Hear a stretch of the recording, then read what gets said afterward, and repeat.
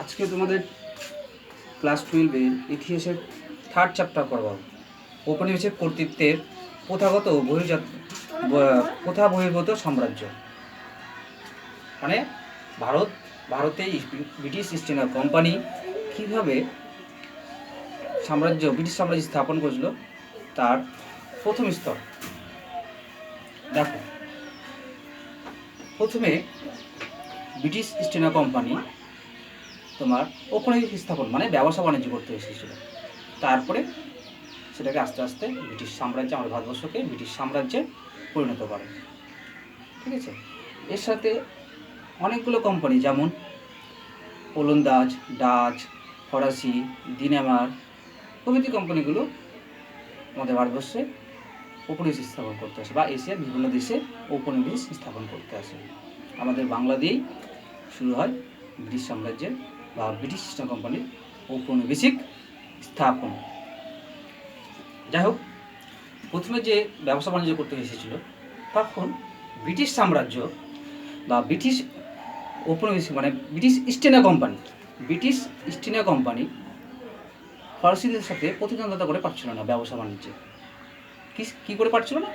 ব্যবসা বাণিজ্যে প্রতিদ্বন্দ্বিতা করতে পারছিল না। এই জন্য কী করছিল, কোনোভাবে যখন প্রতিদ্বন্দ্বিতা করতে পারছিল না তখন ব্রিটিশ সাম্রাজ্য অন্য খেল শুরু করে, যে আমাদের যে বাংলার যে রাজনৈতিক ক্ষমতা সেটাকে সেখানে হস্তক্ষেপ করতে শুরু করে, বা কীভাবে তোমার আমাদের বাংলার যে রাজনৈতিক ক্ষমতা সেটাকে হস্তান্তর করা যায়, নিজের ক্ষমতায় আনা যায়, সেই ব্যবস্থা শুরু করে। ঠিক আছে, তার আগে একটু বলি যে আমাদের তোমরা পড়েছো ছোটবেলাতে মোগল সাম্রাজ্য, ঔরঙ্গজেবের মৃত্যুর পর আস্তে আস্তে ঔরঙ্গজেব সাম্রাজ্য দুর্বল হয়ে পড়ে এবং এমনই অবস্থা হয় যে দিল্লির কিছু অংশ নিয়ে বা দিল্লি নিয়ে আমাদের মোগল সাম্রাজ্যটা টিকে থাকে। বাদ বাকি আমাদের ভারতবর্ষের যেগুলো রাজ্য ছিল সেগুলোই তোমার মোগল সাম্রাজ্যে সেরকম করতে থাকে না। কেমন যে অন্যান্য যে আঞ্চলিক রাজ্যগুলো ছিল ভারতের, তারা কিন্তু মোগল সাম্রাজ্যের আয়তায় কাজ করতো, কিন্তু মোগল সাম্রাজ্যে কোনো ট্যাক্স বা কিছুই দিত না। তারা নিজেরভাবে স্বেচ্ছাস্বাধীনভাবে প্রত্যেকটি রাজ্যে তারা শাসন করত মোগল আয়ত্ত থেকে, কিন্তু মোগল সাম্রাজ্যের কোনো ট্যাক্স বা কিছু তারা দিত না। যাই হোক, তো তোমার এখানে পড়াবো আজকে হচ্ছে দস্তকের অপব্যবহার কি, সিরাজদৌল্লার সঙ্গে ইংরেজদের বিরোধের কারণ কি ছিল। ঠিক আছে গৌর, অসুবিধা হচ্ছে? দেখো, দস্তক, আগে দস্তকটা বোঝা উচিত। ঠিক আছে, দেখো, ভারতের ঔপনিবেশিক আধিপত্য প্রতিষ্ঠার প্রকৃতি বিশ্লেষণ করলে দেখা যায় যে রাজনৈতিক আধিপত্য প্রতিষ্ঠার আগে যে সেখানে বাণিজ্যিক ও অর্থনৈতিক কর্মকাণ্ড তথা আধিপত্য প্রতিষ্ঠিত হয়েছিল। একই ঘটনা ঘটেছিল তৎকালীন বাংলায়। ঠিক আছে, বাণিজ্য সূত্রে ইংরেজ ইস্ট ইন্ডিয়া কোম্পানি বাংলার বাণিজ্য কুঠি গড়ে তোলে এবং বৈধ অবৈধভাবে বাণিজ্য লিপ্ত হয়। তারপর ষড়যন্ত্র ও চক্রান্তের মাধ্যমে রাজনৈতিক ক্ষমতা দখল করে। আমি আগেই বললাম তোমাদের যে প্রথমে ব্যবসা বাণিজ্য করতে আসে, তারপর আস্তে আস্তে তোমার বৈধ অবৈধভাবে আমাদের বাংলার যে রাজনৈতিক ক্ষমতা সেটা আস্তে আস্তে দখল করে। ঠিক আছে, যে দস্তকের অপব্যবহার, দস্তটা কি? দস্তক হচ্ছে যে আমাদের যেমন সরকার, ভারতবর্ষে যে সরকার আছে, সরকার বিদেশি যেমন কোম্পানিগুলো যখন ব্যবসা বাণিজ্য করতে আসে তার জন্য কি ভারতবর্ষের সরকারের কাছে একটা ছাড়পত্র নিতে হয়। সেরকমই হচ্ছে দস্তক হলো এক ধরনের ছাড়পত্র। ঠিক আছে, ব্যবসা করার জন্য হচ্ছে ছাড়পত্র। বিদেশিরা যে ব্যবসা করতে আসছে আমাদের দেশে ভারতবর্ষে তার জন্য ছাড়পত্র। দস্তক হলো এক প্রকারের ছাড়পত্র। মুঘল প্রশাসনের পক্ষ থেকে সম্রাট এই দস্তক কোনো ব্যক্তি বা প্রতিষ্ঠানকে দিতেন। আগে বলেছিলাম আমি যে আমাদের যে মুঘল সাম্রাজ্য ছিল গোটা ভারতবর্ষে ছিল, কিন্তু দিল্লির কিছু অংশ নিয়ে সীমাবদ্ধ ছিল। তারা যে অন্যান্য আঞ্চলিক রাজ্যগুলো ছিল যে তারা সেগুলো কিন্তু তোমার আধিপত্য মেনে করতো, কিন্তু সরকারকে মোগল সাম্রাজ্যকে কোনো ট্যাক্স দিত না। ঠিক আছে, তো এই যে বলছে যে মোগল প্রশাসনের পক্ষ থেকে সম্রাট এই দস্তকে কোনো ব্যক্তি বা প্রতিষ্ঠানকে দিতেন। 1717 খ্রিস্টাব্দে মুঘল সম্রাট ফারুক সিয়ার ইংরেজ ইস্ট ইন্ডিয়া কোম্পানিকে বাণিজ্যিক সুবিধা দান করে একটি দস্তক মঞ্জুর করেন, মানে দস্তক মানে ছাড়পত্র মঞ্জুর করেন। ঠিক আছে, দেখো বার্ষিক 3000 টাকার বিনিময়ে সম্রাট কোম্পানিকে যে দস্তক দেন তা হলো ব্রিটিশ ইস্ট কোম্পানির বাণিজ্যের ক্ষেত্রে প্রযোজ্য ছিল, কিন্তু এই দস্তকের সুবিধা নিয়ে কোম্পানি কর্মচারী বিনা শুল্কে ব্যক্তিগত ব্যবসা শুরু করেছিল। ঠিক আছে, এই যে ছাড়পত্র পেয়েছিল, ছাড়পত্রটা কেমন ধরো নাও, যে ধরো নাও স্যামসাং একটা কোম্পানি, স্যামসাং কোম্পানিকে তোমার ছাড়পত্র দিয়েছে, কিন্তু স্যামসাং কোম্পানির যে কর্মচারী আছে তাকে তো ছাড়পত্র দেয়নি। এবার তোমার হচ্ছে সেই কোম্পানির কর্মচারী যদি ব্যবসা করতে যায় তাহলে কি লাগবে, আমাদের ভারতীয় সরকারের কাছ থেকে সেই স্যামসাং কর্মচারীদের ছাড়পত্র নিতে হবে। সেটা না নিয়েই সরকারকে শুল্ক বা ট্যাক্স ফাঁকি দিয়ে তারা নিজেরাই ব্যবসা শুরু করে। ঠিক আছে, কত মাত্র 3000 টাকার বিনিময়ে, সেটা আবার কি নিয়েছিল, কোম্পানি নিয়েছিল, কোম্পানি কর্মচারী না। কিন্তু এই দস্তকের সুবিধা নিলে কোম্পানি কর্মচারীরা বিনা শুল্কে ব্যক্তিগত ব্যবসা শুরু করে। ঠিক আছে, তাহলে কি এটা কি, তাহলে সরকারের লস, আমাদের ভারতের লস। যদি একটা কর্মচারী স্যামসাংয়ের কর্মচারী যদি এসে ব্যবসা করে, যেমন সেই ট্যাক্সটা যদি না সরকার করে, লস অবশ্যই, ঠিক না। দেখো, ফলে বাংলা নবাবের রাজস্ব থেকে আমদানি কমে যায়, একে দস্তকের অপব্যবহার বলা হয়। বুঝলে, বা আর একটা সহজ অর্থ তোমাদের বোঝাচ্ছি। ঠিক আছে, যে ধরো নাও কোম্পানি হয়তো স্যামসাং কোম্পানি আমার ভারতবর্ষে মোবাইলের জন্য ব্যবসা করছে, ফ্যানের জন্য, দুটো জিনিসের জন্য ছাড় পেয়েছে,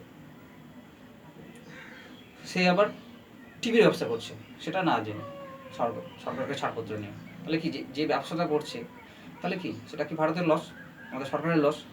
ঠিক আছে, এই জন্য বলছে ফলে বাংলা নবাবের রাজস্ব থেকে আমদানি কমে যায়, একে দস্তকের অপব্যবহার বলা হয়। কর ফাঁকি পড়ায় একদিকে যেমন সরাসরি রাজস্ব কর শূন্য হয়ে পড়ে, অন্যদিকে তেমনই বিদেশি বণিকরা দস্তকের অপব্যবহার দ্বারা নবাবের বিনা অনুমতি অতিরিক্ত পণ্য গ্রহণ করে দেশীয় বণিকদের ব্যবসা বাণিজ্যের পথে প্রতিদ্বন্দ্বিতা সৃষ্টি হয়। ঠিক আছে, বুঝতে পারলে। দেখো এবার দেখো সিরাজের সাথে বিবাদের কারণ, সিরাজউদ্দৌলার সঙ্গে ইংরেজদের বিরোধের কারণ।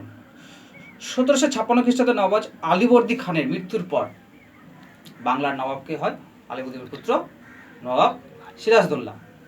ঠিক আছে, এই যে সিরাজউদ্দৌলা সিংহাসনে বসার পরে ইংরেজ সরকার নানাভাবে তাকে অপমানিত করার চেষ্টা করে, তারই ব্যাখ্যা পাবে আজকে। তোমাদের আমি যে নোটটা তোমাদের দিয়েছি সেই নোটটা থেকেই আমি তোমাদের বোঝাচ্ছি, কারণ তোমাদের পাশে যখন আমি নোটটা, তোমরা এই ভিডিওটা দেখবে তখন এই নোটটা নিয়ে বসে দেখবে, তখন তোমাদের বুঝতে সুবিধা হবে। ঠিক আছে, দেখো বিভিন্ন কারণে নবাব সিরাজউদ্দৌলার সঙ্গে ইংরেজ ইস্ট ইন্ডিয়া কোম্পানির বিরোধে শুরু হয়।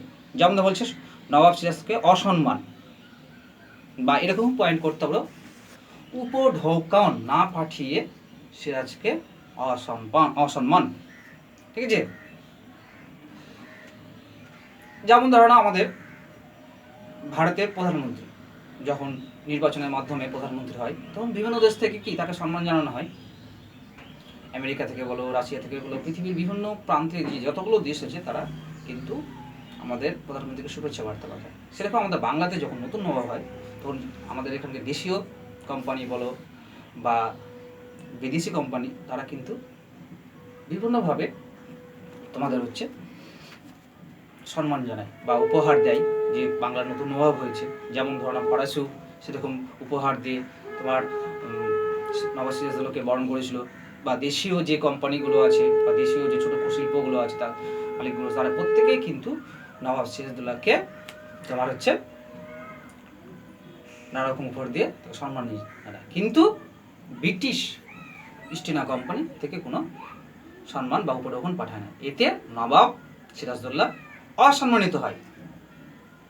ঠিক আছে, দেখো এবার যে আমি বললাম যে নবাব সিরাজকে অসম্মান, এবার পয়েন্টটা দেখো আমি পড়ছি। দেখো সিরাজ মসনদে বসার পর, মসনদে বলতে সিংহাসনে বসার পর ওলন্দাজ, ফরাসি বণিক গোষ্ঠী, আমি আগেই বলেছিলাম যে বিভিন্ন কোম্পানি ওলন্দাজ, ফরাসি ভারতবর্ষে ব্যবসা বাণিজ্য করতে আসে, বণিক গোষ্ঠী এবং বাংলার জমিদাররা প্রথা অনুযায়ী সিরাজকে নজরানা পাঠিয়ে সম্মান জানান, কিন্তু ইংরেজরা নবাবের প্রতি আনুগত্য স্বরূপ কোনো নজরানা বা উপঢৌকন না পাঠিয়ে অসম্মান প্রদর্শন করে।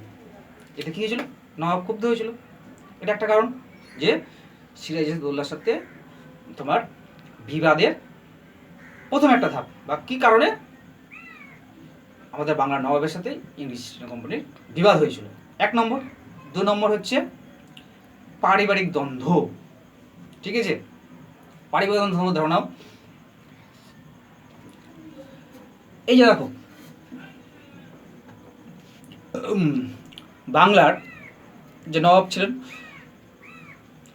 সিরাজদৌল্লা, তার পারিবারিকও নানারকমভাবে সমস্যা, মানে তিনি যে নবাব হয়েছিলেন সেটা কিন্তু অনেকেই মেনে নিতে পারেনি। যেমন ঘসেটি বেগম, মানে এই ঘসেটি বেগমকে হচ্ছে আলিবর্দী খাঁয়ের জ্যেষ্ঠ কন্যা। তারপরে হচ্ছে তোমার শৌকত জং, তারপর হচ্ছে তোমার বাংলা নবাবের যে সেনাপতি মির্জাফর, তারা কিন্তু মন থেকে মেনে নিয়েছিল না যে সিরাজদৌল্লা নবাব হোক। এই জন্য তারা গোপনে সিরাজের বিরুদ্ধে ষড়যন্ত্র শুরু করে। দেখো এবার পড়ছি নোটটা, পয়েন্টটা। সিরাজদৌল্লার নবাব পদ লাভকে কেন্দ্র করে নবাব পরিবারে দ্বন্দ্ব শুরু হয়। মৃত নবাবের আলিবর্দী খানের জ্যেষ্ঠ কন্যা ঘসেটি বেগম, মধ্যমা কন্যার পুত্র শৌকত জং সিরাজদৌল্লার বিরুদ্ধে ষড়যন্ত্র শুরু করেন বা ষড়যন্ত্রে লিপ্ত হন। ঠিক আছে, আমি যে আগেই বললাম।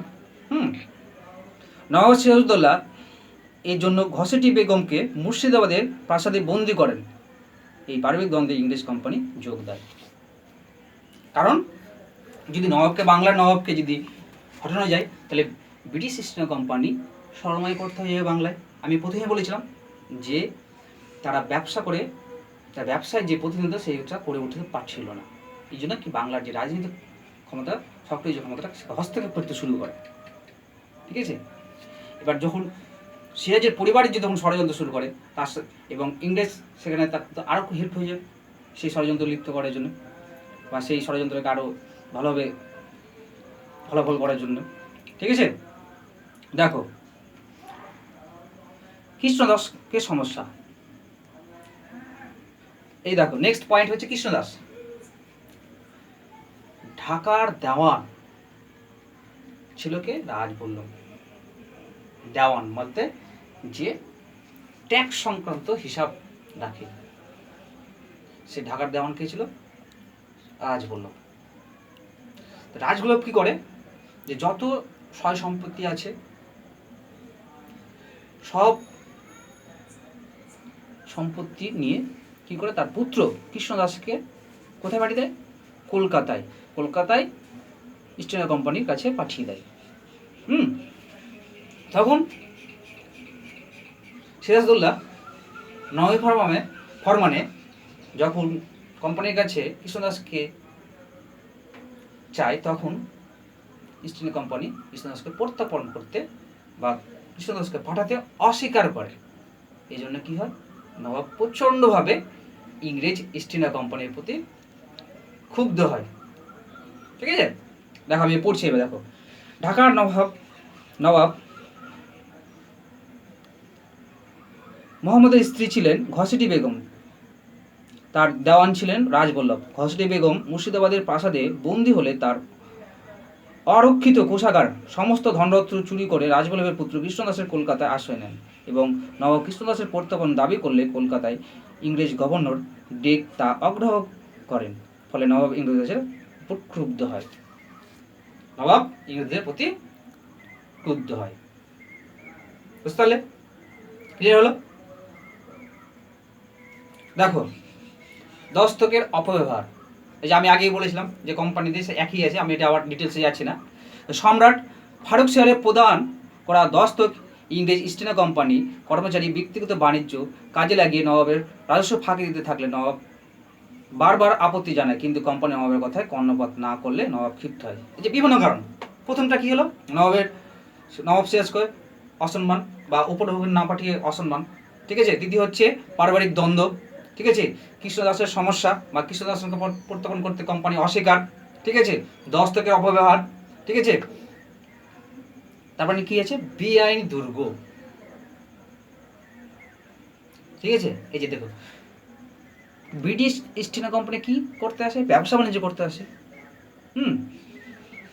তার দুর্গ তৈরি করার কি দরকার, অজুহাত কি দেখায়, যে বিভিন্ন থেকে বিভিন্ন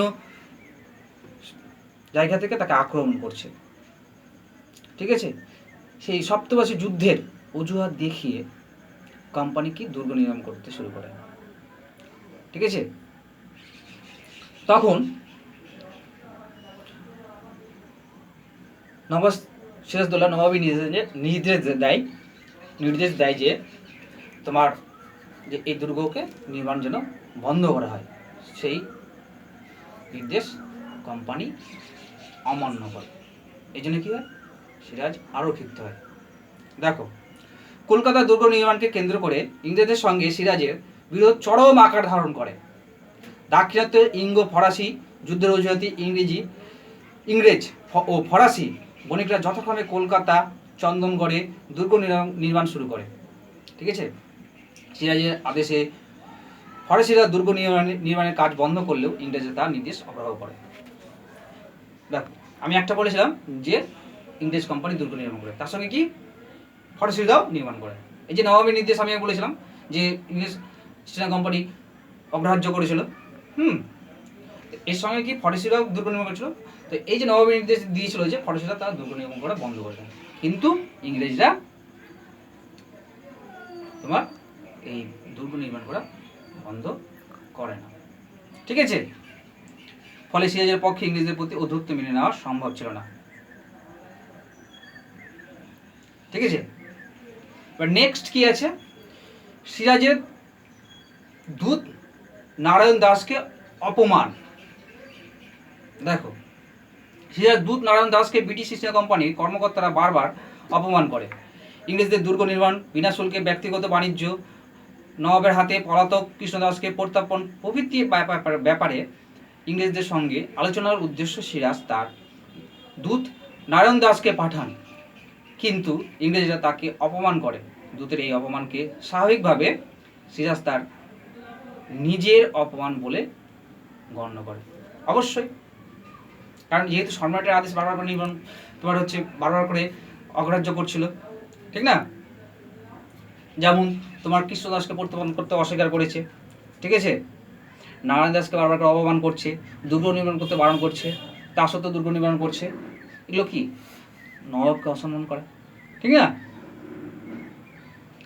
কলকাতা আক্রমণ এবং অন্ধকূপ হত্যা, এই যে বিভিন্ন কারণে কি হয়েছিল, যে বিবাদের কারণে ছিল। এবার তারপরে লাস্টে এই যে সূর্য সীমা যখন নবাব সিরাজদৌল্লা অতিক্রম হয়েছিল, তখন কিন্তু তোমার হচ্ছে কি সিরাজদৌল্লা কলকাতা আক্রমণ করে, ঠিক আছে। দেখো, ক্ষুব্ধ সিরাজ 1756 খ্রিস্টাব্দে 14 জুন কাশিমবাজার ও 20 জুন ফোর্ট উইলিয়াম দুর্গ আক্রমণ করে দখল করেন এবং কলকাতা নাম পরিবর্তন করে রাখে আলীনগরটাকে, ঠিক আছে। এবং ওই যে আক্রমণ করেছিল সেই দুর্গ ভেঙে গুড়িয়ে দেয় এবং কলকাতার নাম কি হয়, আলীনগর, ঠিক আছে। আলীনগরের তত্ত্বাবধানের দায়িত্ববার্তায় মানিক চাঁদের উপরে, মানে এই যে এই আলীনগরের দায়িত্ব কার হাতে থাকে, মানিক চাঁদের উপরে। প্রসঙ্গত উল্লেখ্য, ইংরেজ কর্মচারী এবং লেখক হলওয়েল এর বিবরণ অনুসারে ফোর্ট উইলিয়াম আক্রমণে অব্যাহত পরে একটি ছোট্ট ঘরে 146 জন ইংরেজ সৈনিক বন্দী করা হয়েছিল, যার মধ্যে 130 জন মারা যান। তো এটা এই যে দেখো বলছে যে অন্ধকূপ হত্যা, যেটা বলছে যে 146কে বন্দী করেছিল এবং তার মধ্যে 130 জন একটা ছোট্ট ঘরে বন্ধ করেছিল। কখনো 100 ছোট একটা ঘর 100 বাই ধরো না 100 বাই বলছি 100 সরি বলছি 10/10 বা 10/20, মানে 150 স্কোয়ার ফিট বা 200 স্কোয়ার ফিটের ঘরের মধ্যে 100 জন 150 জনকে বন্দি করে রাখা সম্ভব? কখনোই সম্ভব না, ঠিক না? তো এটা একটা কাল্পনিক গল্প তৈরি করা হয়েছিল যে এরকম ব্যাপার, 126 জন মারা গিয়েছিল, 126 জনকে তোমার হচ্ছে বন্দি করেছিল, তার মধ্যে 123 জন, 26 জন না 23 জন। এটা একটা কাল্পনিক, আমাদের ভারতের যে ইতিহাস সেটা কিন্তু গ্রাহ্য করে না। এই ঘটনায় অন্ধকূপ হত্যা নামে পরিচিত বলছে। সিরাজের কলকাতা দখল ও অন্ধকূপ হত্যা ইংরেজ নবাব বিরোধকে চূড়ান্ত লড়াইয়ের পথে নিয়ে যায়। দেখো, উপরোক্ত কারণগুলি বলছে, ঘাত প্রতীকে সিরাজ ও ইংরেজ কোম্পানির মধ্যে সম্পর্ক চরম অবনতি ঘটলে গভর্নর রবার্ট ক্লাইভ এবং ওয়াটসন কলকাতা পুনরুদ্ধারে অগ্রসর হন। ক্লাইভ মানিকচাঁদকে উৎকোচ প্রদান করে ফোর্ট উইলিয়াম দুর্গ ও কলকাতা নগরী হস্তক্ষেপ করেন এবং নবাব বাধ্য হন 1757 খ্রিস্টাব্দে 9 ফেব্রুয়ারি অপমানজনক আলীনগরের সন্ধি স্বাক্ষর করতে। বুঝতে তো? এটা হলো নোট। এরপরে তোমাদের পড়া হচ্ছে পলাশীর যুদ্ধ। এটাও খুব সুন্দর নোট, ঠিক আছে? তোমরা প্রথমে কি করবে? প্রথমে নোটের পয়েন্ট মুখস্থ করবে, ঠিক আছে?